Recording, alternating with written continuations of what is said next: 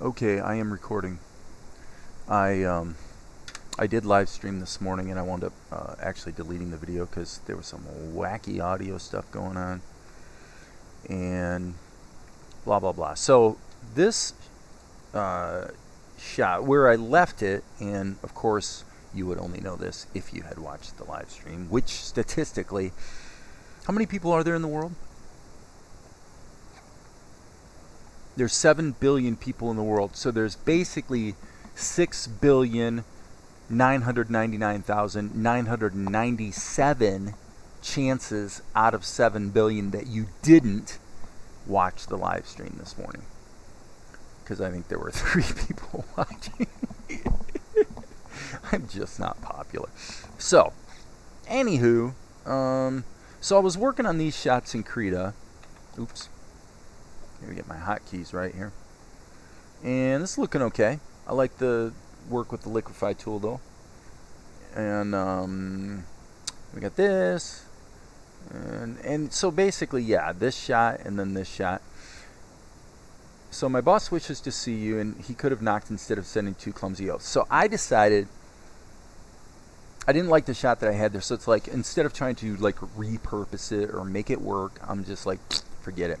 I'm going to start from scratch. And with that in mind, I decided, let's go back to Blender. What Blender is good for, and this is mainly Blender 2.79, although for this purpose 2.8 is okay too, is just blocking in a pencil test, just because you can do things like this. You know, you can grab the stroke points and drag things around, and it does help to create keyframes for certain kinds of operations. So what I did was, in this, let me see, I need to hit that so that I'm not soloing the layer. So in this sketch layer, I'll tell you what, I'll just turn off the mouth and the pigtails. So I sketched this out, this layer right here.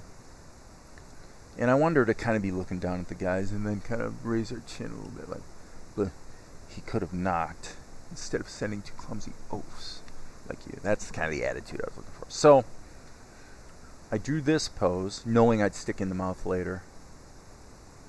And I have to say, okay, yeah, this is this layer right here. So then I got this pose right. And actually, let me put this in the front view so you don't see the camera move, because that actually confuses things. So I went from this to this. And while I did go back in and tweak the drawing of the eyes, for the most part it was all done by I kind of will give an example here. It was done by going like grab these 2 points, and then with the proportional editing tool turned on in projected mode, you go like this, and you know, you can kind of mush things around. Okay, so I kind of raised her eyes, and then I raised her chin, and you know, kind of changed the attitude a little bit, and then kind of lowered the hair. So that's not a good example. I'm not being as careful now as I was then, but in principle, that's kind of the idea of what I was trying to do. So I thought it worked okay. This is one of the deficits of Blender, by the way, is that if you don't isolate your layer, I actually will say this: if you're gonna do your pencil test in Blender, I do recommend. Oops, just hit the wrong key on my numpad. I meant to hit the star key. For me, I've got that mapped to this, which is, let me see here. I don't know if it's in the pop-up menu. Maybe it is here. I don't even know where the functionality is. That's pretty sad. But it's to isolate a layer, or in effect solo it. I've got my hotkeys set up so that the star key solos a grease pencil layer, and I believe it's control star solos the current material that's being used. So those are just hotkeys that I've got set up and work pretty well. So anyway, what my point is if you don't solo your layer, then like right now, if I go like this and it creates a new keyframe, it only creates the keyframe on the sketch layer. In my opinion, this is kind of stupid, but if the layer is not soloed, now watch, Blender will do something different now that I'm trying to demonstrate it. And I move this around, you'll see that it also created a keyframe in the temp layer. So I think maybe what's going on is any layer that's also visible that also has some keyframes in it gets a keyframe, which to me is kind of mindless. If I want to create a keyframe on this layer, I can't even think of a scenario where I would want it to create a key on every active layer. That seems a bit silly to me, but I can see the point to a degree, because here I've got the mouth and the pigtails on separate layers, and so as you can see, if I go like that, you see it created a keyframe on all 4 of them. Okay, well, if I was actually wanting to keep these frames all coordinated together, and I did a little operation with the you know, the editing tool, then you could argue that, well, you're probably going to want to make adjustments on these other layers too.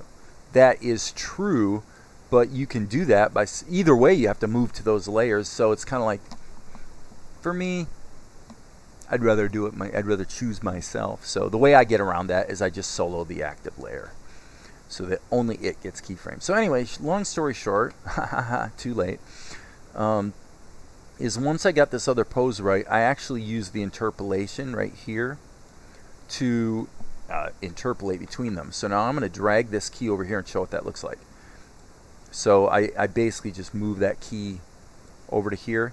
So now if I put my mouse over the drawing area and hit Control-Shift-E, it interpolates between them. Now the reason that turned into a crazy hog wild mess is because there are actually keystrokes in the second key that are not in the first key.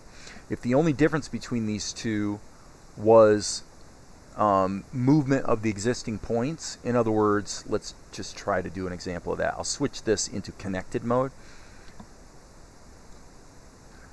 And let's say I just raise her eyebrow like this, and I take this eyebrow and move it down. Okay, now if I hit Control-Shift-E, you'll see that it does actually quite a nice interpolation. So this is pretty much the main area for me where Blender is kind of useful. Now, in this case, Blender is useful for doing a pencil test, and then what I'm going to do is I'm not going to do the ink here. I'm just going to render it out and bring it into Krita for ink and paint. Okay.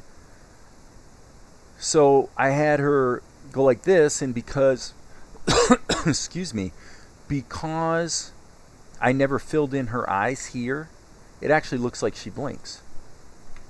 Okay, that's cool, because she would blink if she moved her head up like that. There's little doubt that she would blink. All right, and then I just added the pigtails in the mouth on separate layers and then rendered the darn thing out. So that's all we're going to see today for Blender 2.79. 2.8 pretty much works the same way, so save my work and kill it. Okay, now we're going to jump over here and we're going to create a new custom document,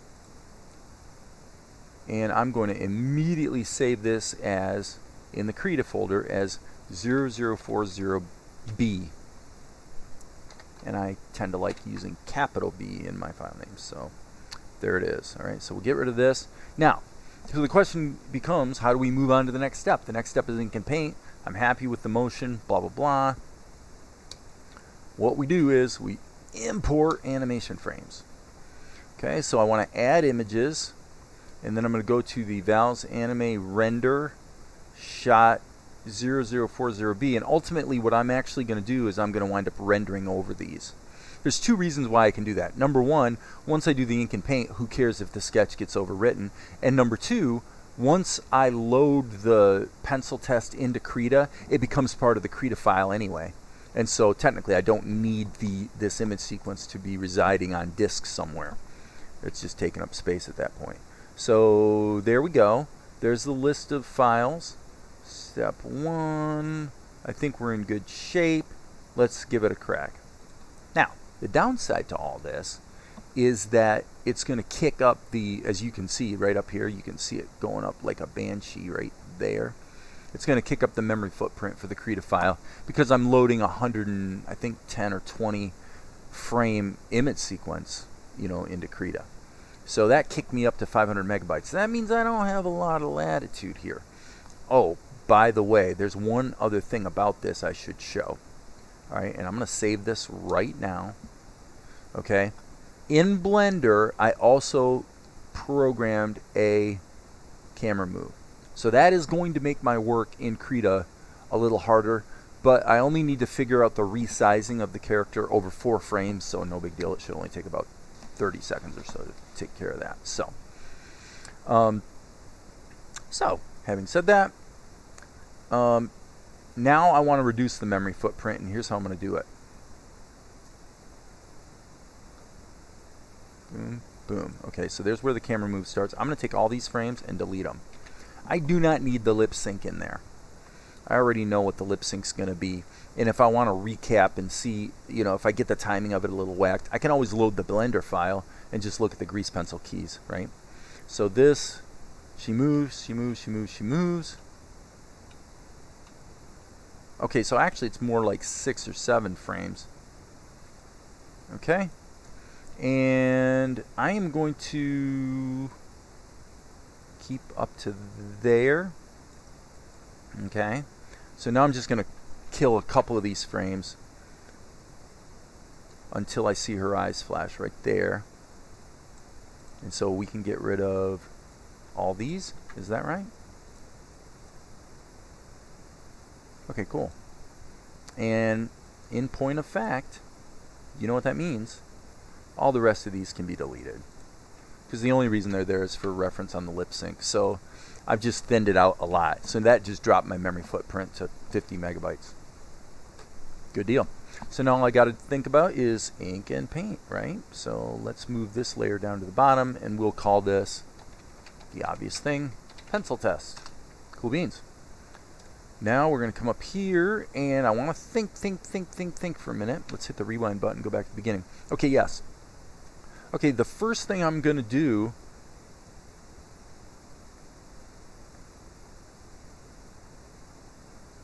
I'm going to treat her, I guess I'm thinking I'll treat her body separately from her head.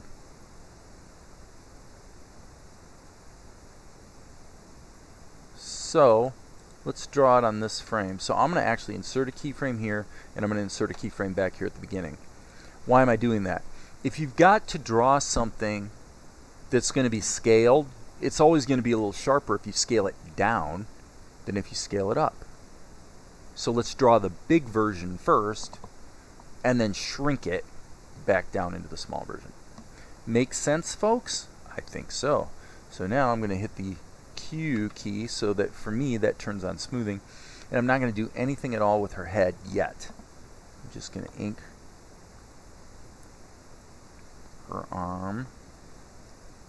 And obviously the one disadvantage with the way I'm doing this is that when I go back here, when I shrink it down, I'm going to have to draw a little bit more of her arm. Extend that out a bit. So,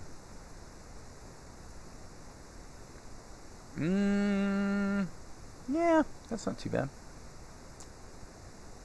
That's not too bad. And this probably belongs right about there. And I'm just going to go ahead and draw her nightie. What do you call the straps that hold it on? Straps? You just call them straps, I guess. Okay, the straps. Okay, slight indication there of her clavicle, and I think that's probably good. Okay, so now I'm actually gonna go like this so that it's a closed shape, and that should make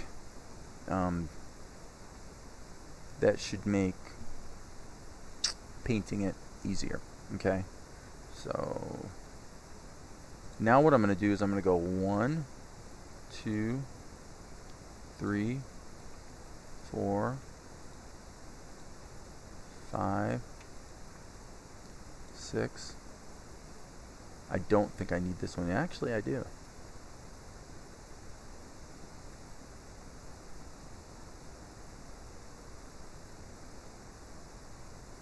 Okay. So then, what I'm going to do is I'm actually going to delete every other one because I actually want this on 2s. Alright, so from here to here you can see a slight change. And we're going to shrink it a little bit. Raise it up. Shrink it a little bit. Raise it up. That one probably needs to be more like that. Same thing again. Yep, gotta shrink it even more. Just get it into position. And yeah, I mean this is on 1s, but that's okay. We can go ahead and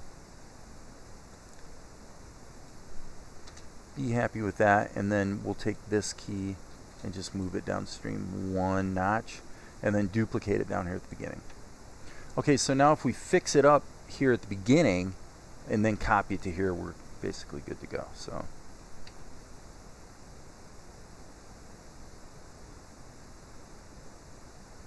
all we really did there was just made it so that the ink lines are going to get distorted a little bit less than if we had started out drawing her slightly smaller and then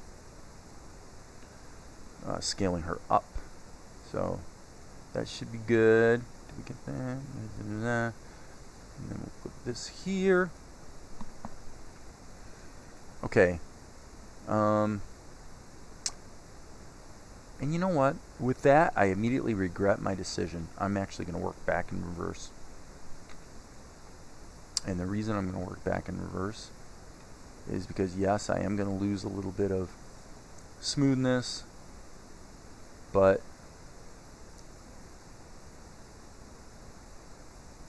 truthfully, the key question here is your character getting moved off the page? If your character is getting moved off the page, which she is, one could definitely argue that you're better off to just suffer the scaling up situation. Reason being that if I do the extra drawing to smooth, to fill it in, there's no way I'm going to get from here to here and not introduce some chatter in the animation keys. It's just not going to happen. I know it's not going to happen, so I might as well just get over it, and that's that. Okay, let's see how that looks. We'll turn the sketch off. And okay, that's interesting. Yep. That's better. Had to do a little correction there. Okay. We'll call this VOD. So it can certainly be argued that the way I'm doing this is really asking for trouble because of the camera move. The camera move makes it comparatively difficult. So an alternative way to do it would be to actually do the whole thing maybe in Krita at a higher resolution, render that out, and then add the camera move last, by bringing it back into Blender and mapping it to a plane. Probably would have been a better way to approach this, but no big deal. I wonder if I'm okay. I'll make sure I had the right pen. You always want to have the right pen. I don't like that.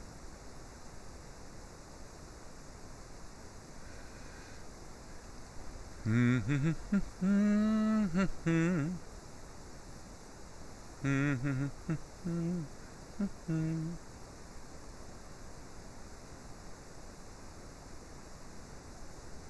gonna just color them in black and leave the addition of specular for later.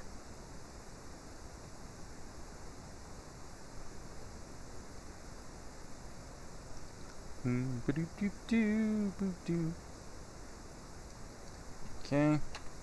just flipping the canvas because I am a righty and it's easier for me to draw from that orientation. Hold on, folks. Kyle's asking me a question. Yes, sir. What was the question?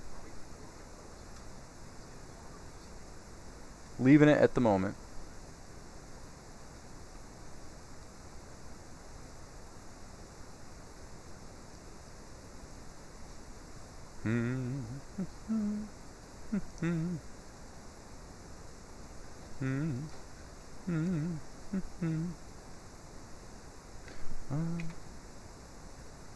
Okay. So do we want to bake the pigtails into this layer? I think so. In Blender we had them on a different layer, but okay, and I did definitely want to narrow the hairline a little bit. I feel like I made it a little bit too ploofy in Blender. Well, I should probably congratulate myself because at least for once I didn't completely forget to draw her pigtails entirely, which I've done so many times on this show that it's ridiculous. Okay, and I want to go ahead and close that shape, so it's going to make it a little easier to do painting.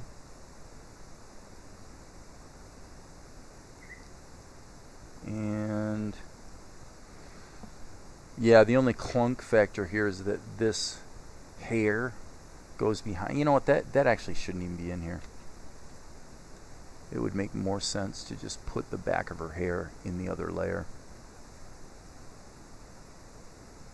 So if we turn on the bod layer, what I mean is, let's just go like that, and that creates a dark purple area that we can use for her, the back of her hair, since that layer is obviously going to be behind her head. Alright, and now back to the head, and save our work. Never hurts to just save to be careful. Alright, I like the attitude, I like it. Alright, and now I'm gonna, since we're only dealing with 3 layers, I'm gonna go ahead and hit Control Shift Insert, which for me is the same as Show in Timeline. That way all my keys become visible in the timeline.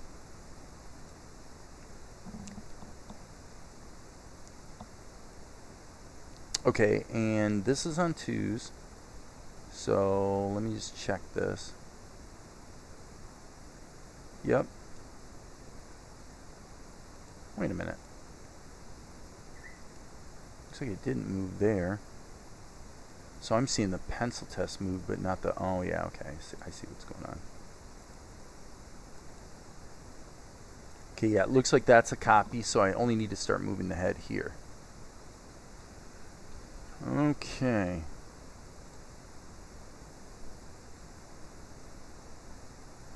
By the way, I need to hit Control Insert so that this has a key.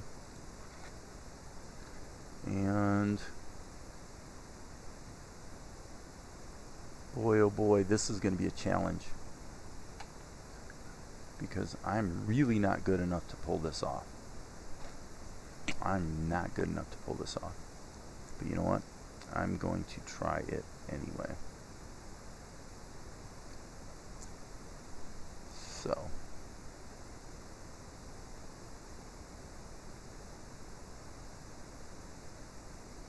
Nope. Lost control of my line there. Okay.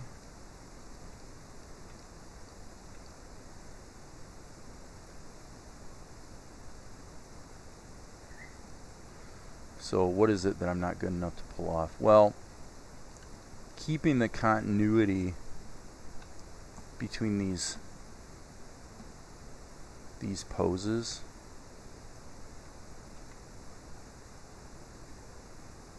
this is almost surely not going to work, but I'm going to try it anyway. This is a good challenge. A good challenge.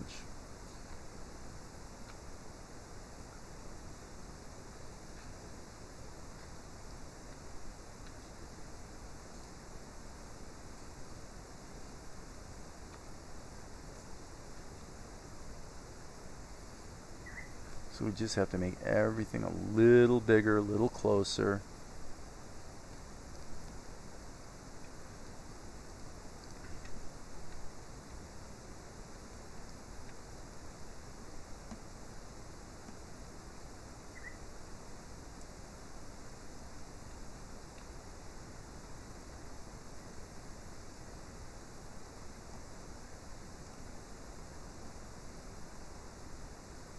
This is something that I just really have not done that often. Just try to do a smooth job baking the motion right into the drawings. So like I said, it's certainly a worthwhile challenge. And if it looks good, it looks good. And if it looks bad, well, I shall have learned my lesson.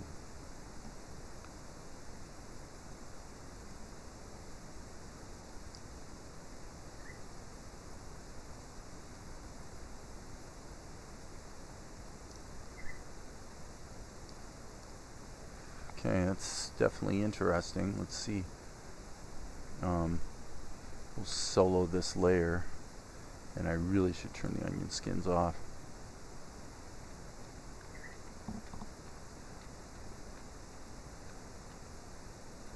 It's questionable, highly questionable, whether this is going to work. But like I said, I'm going to try it, and I'm not going to try to leverage the previous drawing. I'm sort of forcing myself to do this the hard way.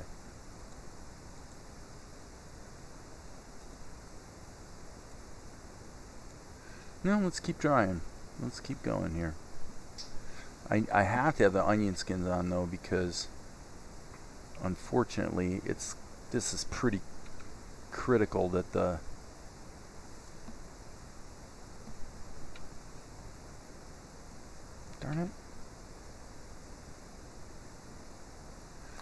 pattern of the lines remain consistent from one layer to the other, or from one cell, I should say, to the other. This is a big change right here. So this is definitely going to turn into a bit of a mess with the onion skins turned on.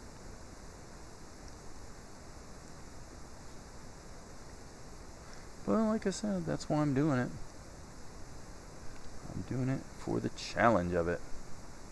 Okay, so now what I'm going to do is I'm actually going to try this one my other way. My preferred way is not to use onion skins, and to actually just quickly toggle between the frames and do the tweening that way.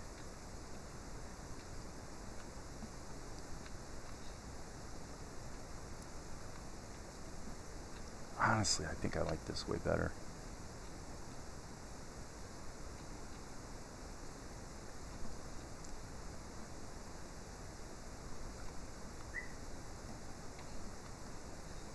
Because when it does introduce chatter, you usually see it right away. Just toggling between the frames, you can see where the chatter problems are going to be.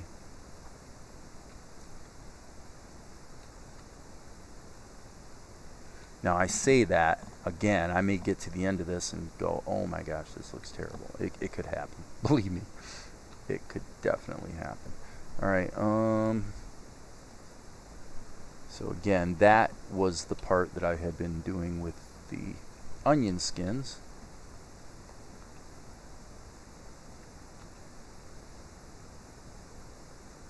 Alright, now what we got to do is get those eyes.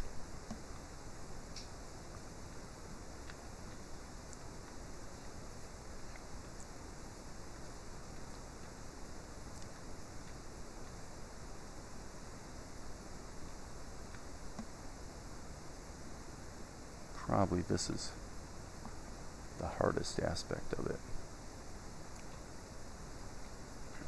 Okay, not too bad, not too bad.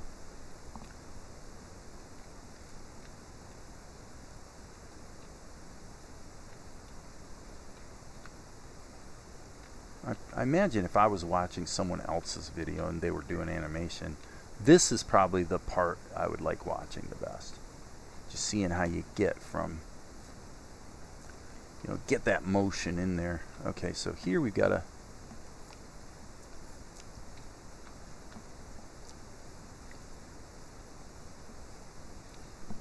and I'm going to hit the M key.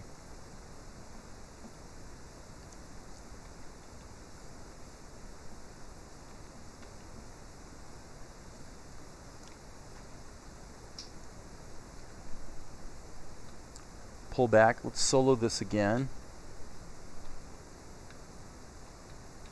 Yeah, it is my judgment that the continuity between this and this versus this and this, without a doubt, for me, the second one's better. So I'm going to hit the insert key and just keep doing it the way I'm doing it. Well, like I said, this is definitely a very cool exercise.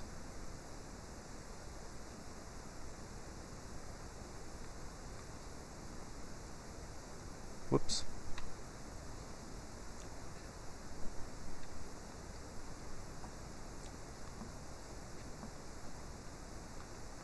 Well, it's weird. You gotta work fast. That's probably one of the reasons why I think this is kind of cool.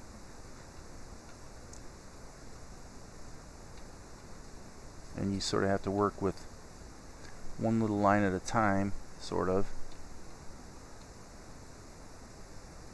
That's kind of the idea that if you can get the individual lines to do what they're supposed to do, then the final animation should do what it's supposed to do.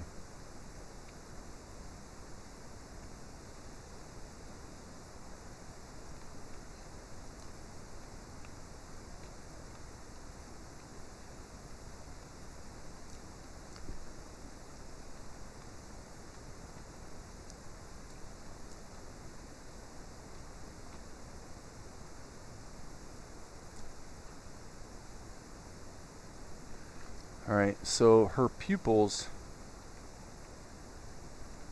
I actually like the way they're sort of dilating, so I'm going to keep that. I am officially calling that not an error.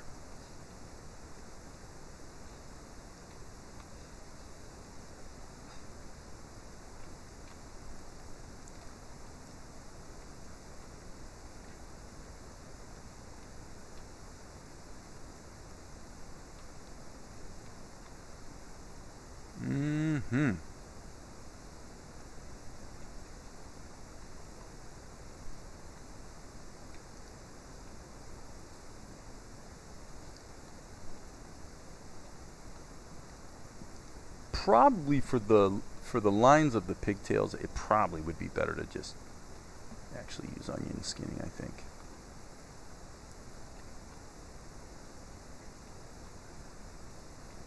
We'll see.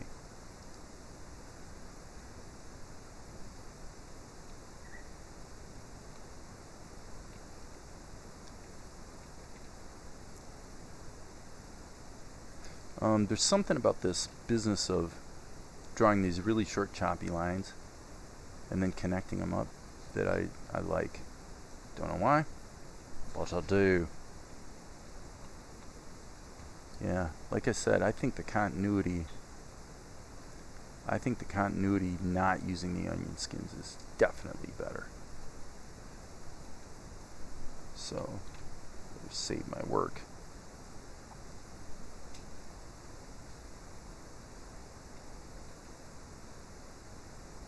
I'm turning the smoothing off. I wonder if that's why the brush is, I don't know, the brush seems to be wanting to lose a lot of strokes. It's like when I go fast, it's losing tracking a lot, it seems to me.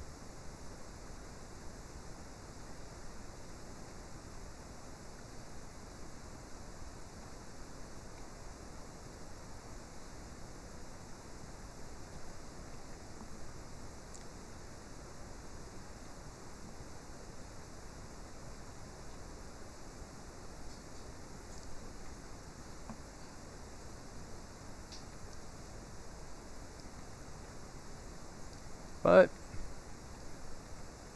all in all, not too bad.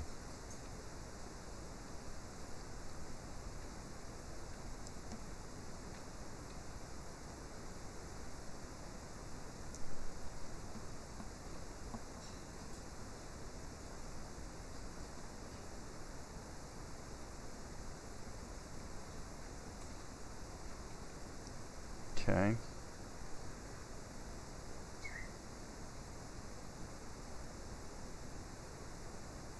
Like I said, not a big fan of onion skins, but for this, I think it's probably the right way to do it. And turn them back off as quick as possible. Alright. And boom. We got one, we got two more actually. So, tedious work. It is tedious work.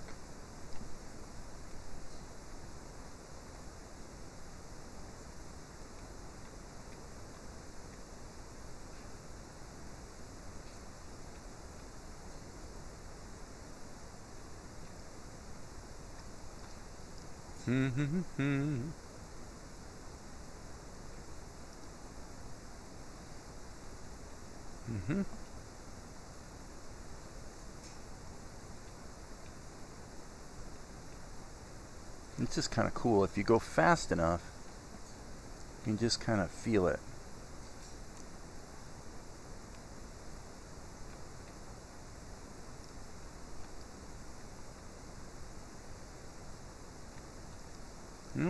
That worked.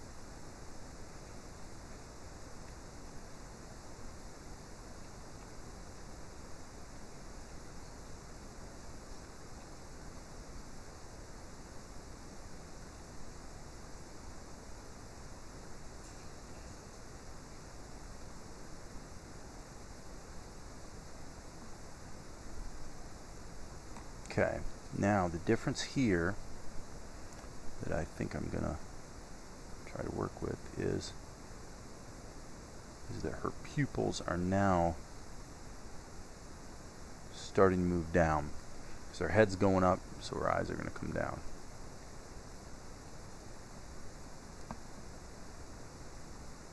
Whoops.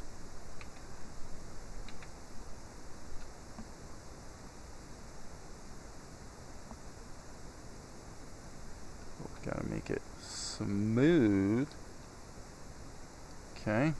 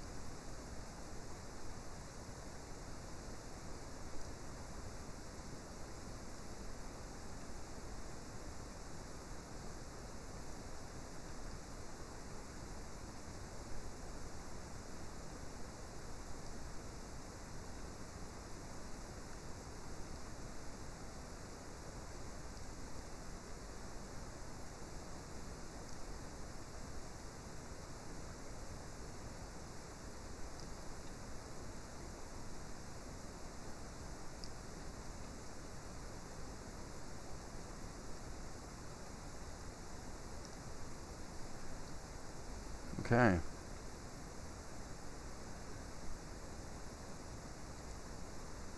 Alright, this is where her head starts to raise up.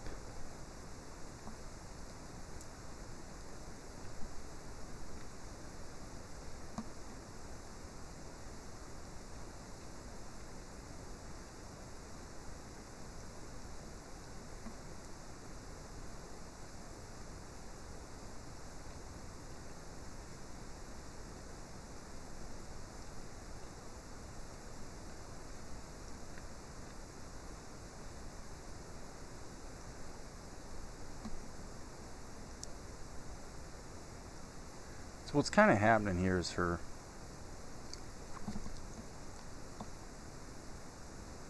I don't know what the opposite of dilation is, but her pupils, they're doing the opposite of dilating. They're like Zuko's eyes. They're Zuko meaning my African great parrot.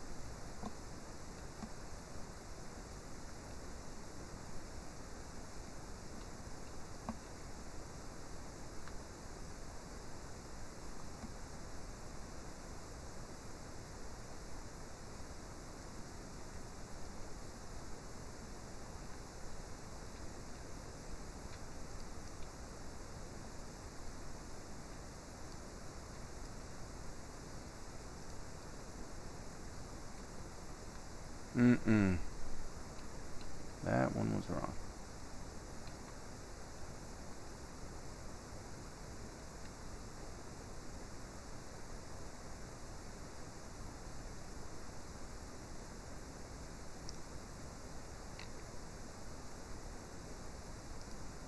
I'm not worrying about connecting lines right now. All I really care about is the animation. And it's feeling pretty good, actually. I'm concerning myself less on this frame with both the prior frame and the underlying sketch. And I think it's paying off because I'm thinking about the characterization of Akari in this shot, and it looks more like her. I think I'm doing a better job here of actually capturing her persona by simply looking at the prior frame and then from memory kind of adjusting what this frame wants to look like. So it's really the motion from one frame to the next that is the big issue here. And I'm literally learning here in real time. I have to say, I think this is probably working well. We're not going to know until I can get all these keys done and then play it back, but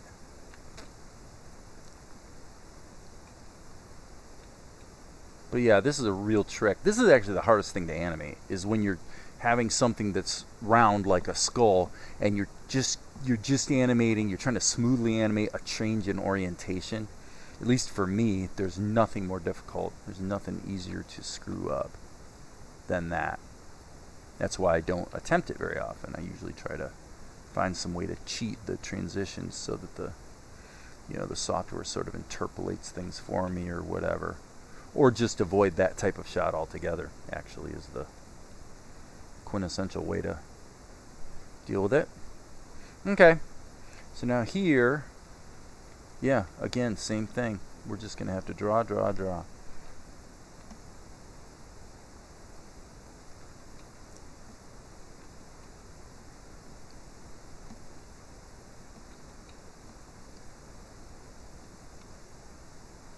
If this actually works as well as I think it might, you're going to see me using this type of kind of, whoops, I just made her brow too thick. This type of what I would just call really hardcore old school animation, doing everything the hard way, literally frame by frame.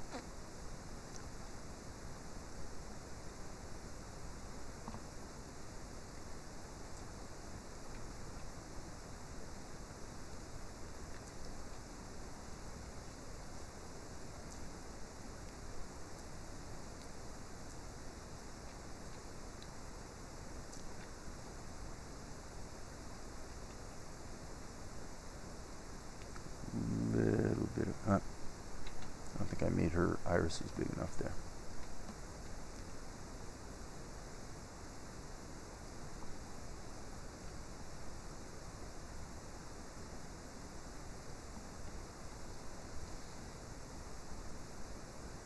And my canvas is still flipped.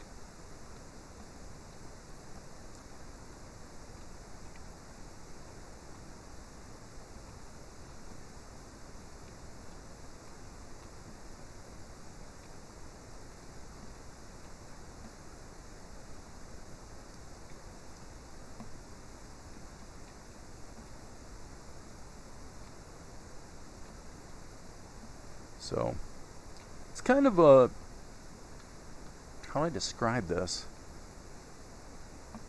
It's a Zen kind of thing. It's very much, it's an emotional looking at the picture and seeing what you want it to be, and then being able to successfully draw that, what's in your head, and just feeling the way it needs to be tweaked from frame to frame. This is a very interesting process. As I say, it's very Zen, very in the moment, in the zone kind of thing.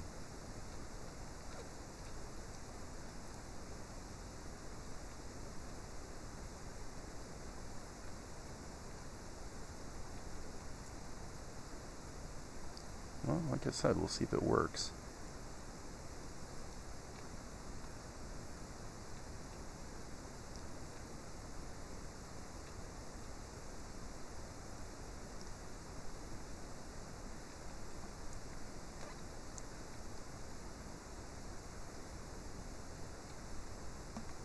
Okay, so now I've got a little issue here with that chin action. Oh, didn't quite get it there. I need to zoom in a bit. Okay.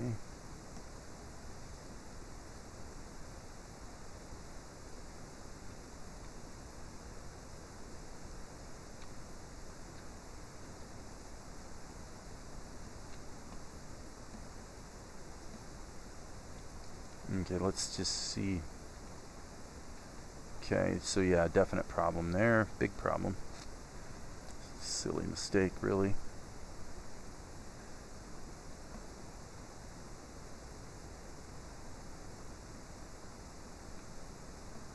Yeah. I know I do that completely ridiculously, but I was just trying to see if what I thought I needed to do was what I needed to do.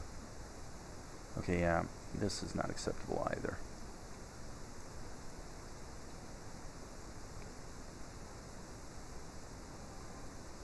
I'm going to give myself a little bit of latitude here because it is only on the screen for like a frame, so I'm not going to be quite as picky about making a clean straight line. It's not going to be on the screen long enough to, well, actually quite literally it's only going to be on the screen for one frame.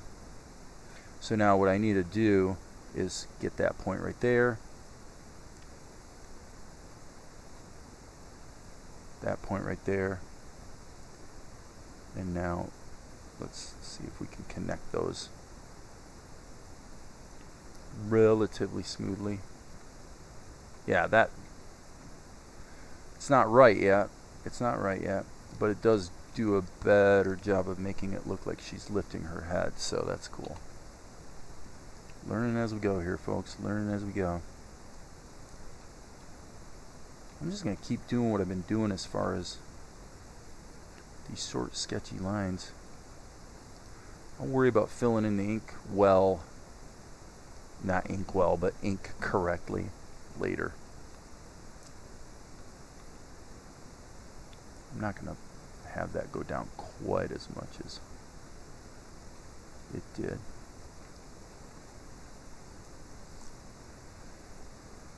Okay. Let's solo this and see what it looks like. Wow. Oh my gosh.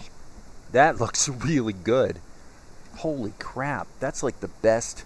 Okay. I'm learning here, folks. I am learning. That looks quite good. That's exactly what I was hoping. Okay, so this is a duplicate, essentially, of this. but with nothing more than, yep, I'm going to definitely be using this approach more often. Doing it old school and just doing the hard work of drawing. It's not appropriate to every project, definitely, but for this one, I think it's probably exactly the right approach. So again, let's turn the sketch off. And yeah, I'm really kind of blown away by how well that turned out. Let's save this. What's our timing here? Yeah, almost an hour.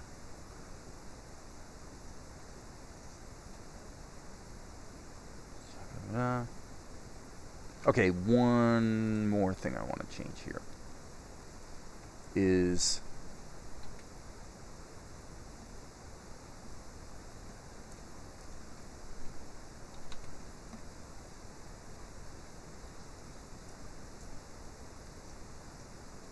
when she squints her eyes, I want to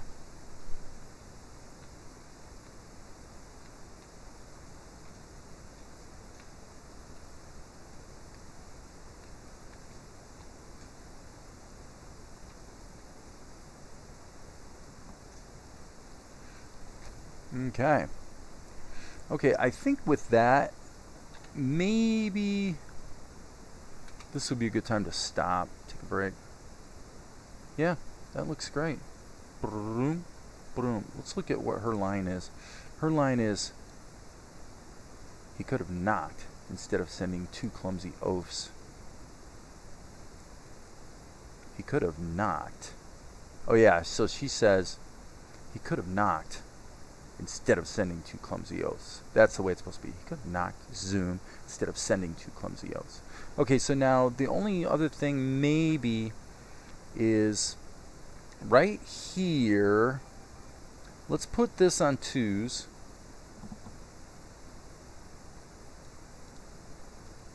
And I don't really think... I think that I probably could just take this shot back here and then change the eyes, because I really think she probably should be a little more angry eyes earlier.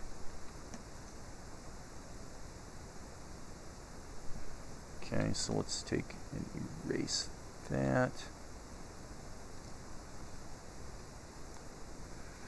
So that her expression showing a little bit more annoyance. And then right here, we'll go ahead and cheat a little bit by using the liquify tool. Just a little bit right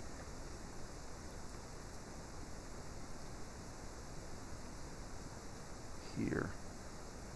Just a little bit.